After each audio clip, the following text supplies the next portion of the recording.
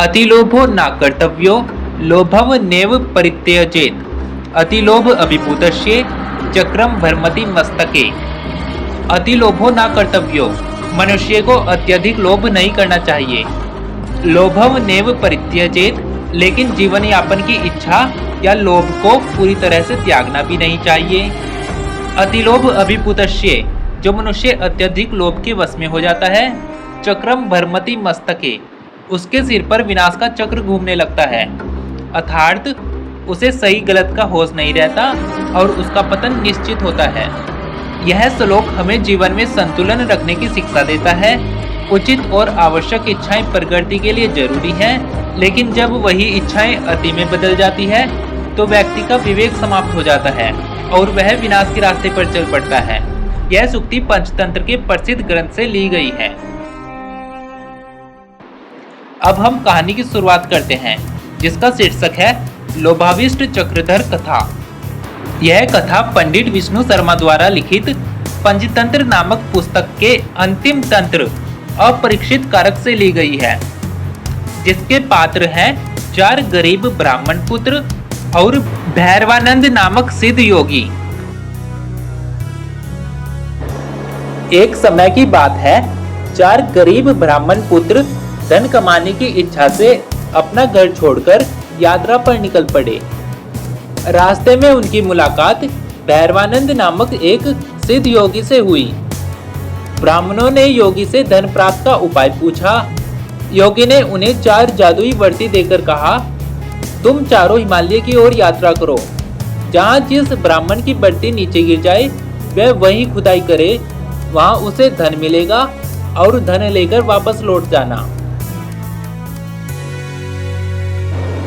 कुछ देर चलने पर पहले ब्राह्मण की बत्ती गिरी। उन्होंने वहां खुदाई की तो उन्हें तांबे की खान मिली। वह संतुष्ट हुआ और जितना तांबा ले जा सका लेकर घर लौट गया। बाकी 3 आगे बढ़े। दूसरे ब्राह्मण की बत्ती गिरी और उन्हें चांदी की खान मिली।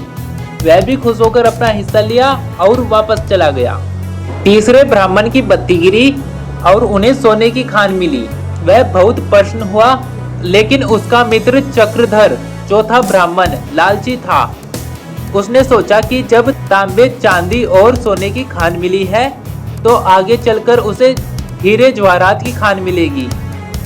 तीसरा ब्राह्मण सोने से संतुष्ट होकर लौट गया, लेकिन चक्रधर अकेले ही आगे बढ़ता गया। लालच में अंधा होकर चक्रधर काफी दूर निकल गया। वहां उसने देखा कि एक व्यक्ति जमीन पर घायल पड़ा है और एक चक्र उसके सिर पर घूम रहा है। लालच और जिज्ञासा से भरे चक्रधर ने उस घायल व्यक्ति से पूछ लिया, तुम कौन हो और यह पहिया तुम्हारे सिर पर क्यों घूम रहा है? जैसे ही चक्रधर ने यह सवाल पूछा, वह चक्र घायल व्यक्ति के सिर से हटकर तेजी से घूमता हुआ चक्रधर के सिर पर चिपक गया। घायल व्यक्ति खड़ा हुआ और बताया कि वह भी धन की खोज में यहाँ आया था और इसी तरह सवाल पूछने पर शापित हो गया। उसने कहा कि अब तुम इस चक्र को तब तक ढोगे जब तक तुम्हारी ही तरह कोई लालची व्यक्ति आकर तुमसे यही सवाल ना पूछ ले। इस प्रकार अत्यधिक लालच के कारण चक्रधर को मिला हुआ सोने का मौका भी हाथ से गया और वह भयानक कष्ट झेलने के लिए विवश हो गया। निष्कर्ष: अत्यधिक लोभ या लालच का परिणाम हमेशा विनाशकारी होता है और मनुष्य को हमेशा अपनी मेहनत की कमाई में ही संतोष करना चाहिए।